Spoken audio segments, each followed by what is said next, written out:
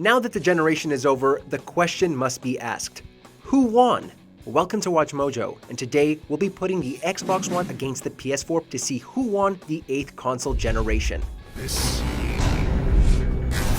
is our day. For this list, we'll be looking at both the Xbox One and PS4 and analyzing which console won the 8th generation based on things like public perception, the console's legacy, and the things that mattered most to gamers throughout the generation. For those wondering about Nintendo, their 8th gen console was the Wii U, which kicked the bucket midway through the cycle. But when the time is right, the Nintendo Switch will be pitted against the Xbox Series X and PS5.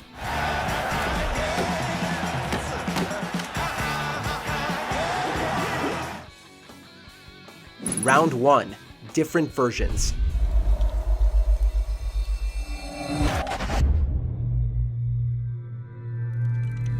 Once upon a time, a console's lifespan lasted 6 or 7 years before the fancy new improvement was released. We are no longer living in that time. The PS4 saw 2 hardware revisions throughout its lifetime, the PS4 Slim and the PS4 Pro. The Slim is essentially just a smaller version of the PS4, albeit with some fancy features like USB 3.1 and Bluetooth 4.0. Then there's the Pro, which enables 4K gaming and improved performance, though some games don't provide improved textures. That said, the console does not support Ultra HD Blu-ray, so streaming content in 4K is your only option when it comes to movies and TV. Meanwhile, the Xbox has undergone 3 hardware revisions. There's the Xbox One S, which includes a ton of cool stuff like HDR, 4K upscaling, and a UHD Blu-ray player. There's the Xbox One S All-Digital Edition, a cheaper alternative that removed the Blu-ray disc drive. And of course, there's the Xbox One X, which is essentially the most powerful console this generation, and it allows for true 4K resolution, complete with up-res textures. We have to give this one to Microsoft. The Xbox One gave users plenty of choices, whether they wanted power, something cheap, or somewhere in between. Winner, Xbox One.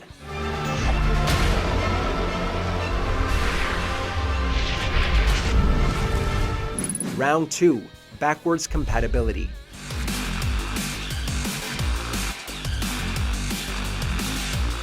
Who doesn't love nostalgia? While some older games are borderline painful to play, we can't help but go back and bask in the glory days of old. That and the backlog.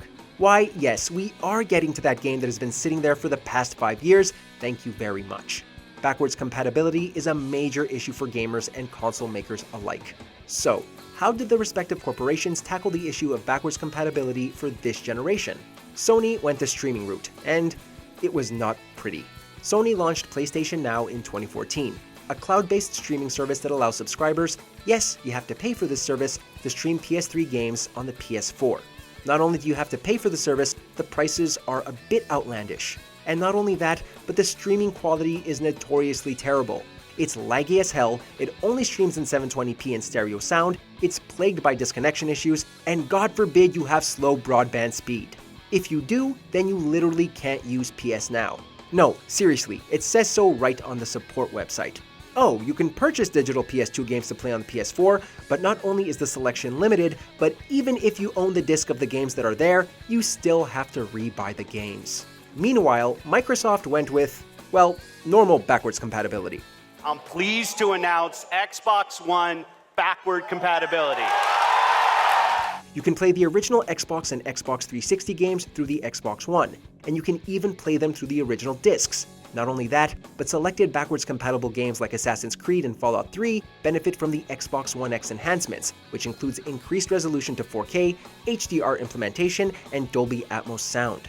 The only downside is that not every classic Xbox and Xbox 360 game is compatible with the Xbox One, but it still completely eclipses the compatibility range with the PS4. This one isn't even close. PS4's backwards compatibility was a joke. Winner, Xbox One. Put your disc in, download the game, and you're ready to go. Round 3. Innovation.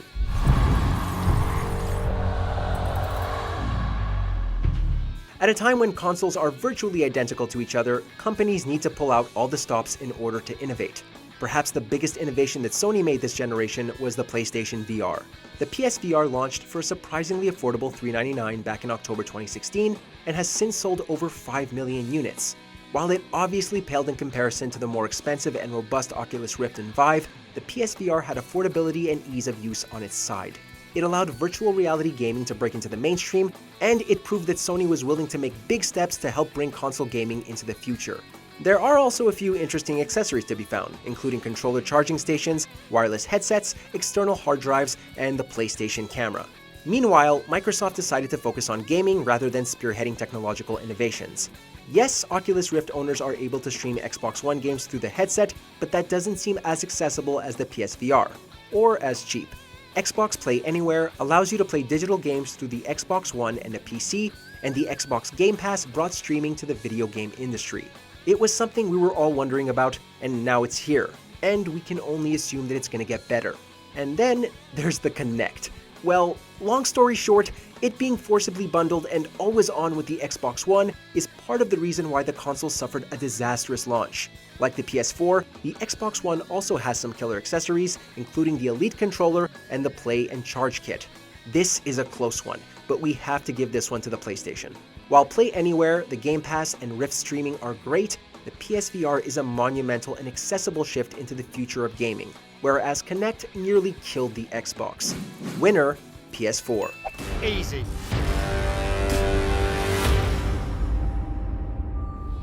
Round 4. Public perception. When it comes to video game consoles, public perception is everything. It can have the specs to make techies salivate, but that doesn't matter if the general public doesn't care. We cannot deny the legacy of the PlayStation 4. The inviting $399 price point allowed Sony to get its foot in the door early, and the console went on to sell over 100 million units. The Pro also cost $399 when it was released in 2016, allowing those who had patiently held off on the 8th generation to snag a superior console for the same price as its launch alternative. The killer exclusives also helped the PS4 dominate the generation. Specs are cool and all, but when both consoles can essentially do the same thing, price point and exclusives go a long way. Unfortunately, the Xbox One had a very sloppy start, and it took a long time for Microsoft to get good with the general public. The Xbox One faced a ton of pre-release controversy and launched for $100 more than its competitor, thanks to the inclusion of the much maligned Kinect, as we said earlier. This resulted in a very slow start for the Xbox One, and it failed to recover from its launch bungle. The fact that the Xbox One X was also $100 more expensive than the PS4 Pro all but ensured that it would never catch up. Sales have not been officially released, which is never a good sign, but estimates place them between 40 and 50 million. Not great, especially considering that the 360 sold over 80 million units throughout its lifetime. While Microsoft has innovated in many interesting ways in recent years, it was too little, too late. Winner, PS4. Play on PS4 Pro. Want more video game content? Check out our gaming channel Mojo Plays and discover games and ideas you never knew existed.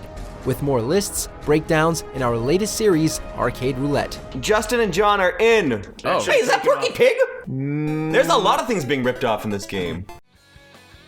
Round 5. Exclusives. Sinking back down. Console exclusives have always been important, but as consoles are growing more and more alike in terms of hardware and specs, they matter now more than ever before. No one can deny that Sony absolutely crushed it in the exclusive department this generation. In fact, we'd argue that the PS4 has the greatest lineup of exclusives in gaming history. It's amazing to consider just how many groundbreaking, popular, and genre-defying exclusives Sony released this generation. Uncharted 4, The Last of Us Remastered, God of War, Bloodborne, Spider-Man, Horizon Zero Dawn, Ratchet & Clank, my god. All amazing games, all incredibly popular. And to think that's just a taste of the wonderful and expansive PlayStation 4 exclusive library. Unfortunately, Microsoft struggled a bit in the exclusive department, and the Xbox One library was considered a monumental disappointment, especially following the strong showing of the Xbox 360. Exclusives like Quantum Break, Sunset Overdrive, and Sea of Thieves were dead on arrival, and even the big showstoppers like Halo 5 Guardians and Gears 5 didn't make as big of an impression as its predecessors. Luckily, there were a few diamonds in the rough, including the always reliable Forza series and the beautiful Ori titles. But it's nowhere near enough to salvage the otherwise dispiriting lineup. Winner, PS4.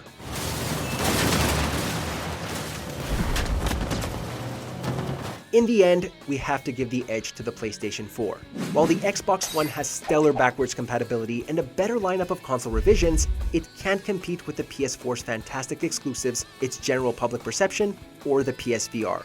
We have to give Microsoft props for saving the Xbox One from post-release problems, but it was like trying to catch up to Usain Bolt, who had a 10-second head start. There was just no beating Sony this generation, no matter how hard they tried. In the mood for more awesome gaming content? Be sure to check out this video here on Mojo Plays. And don't forget to subscribe and ring the bell to be notified about our latest videos.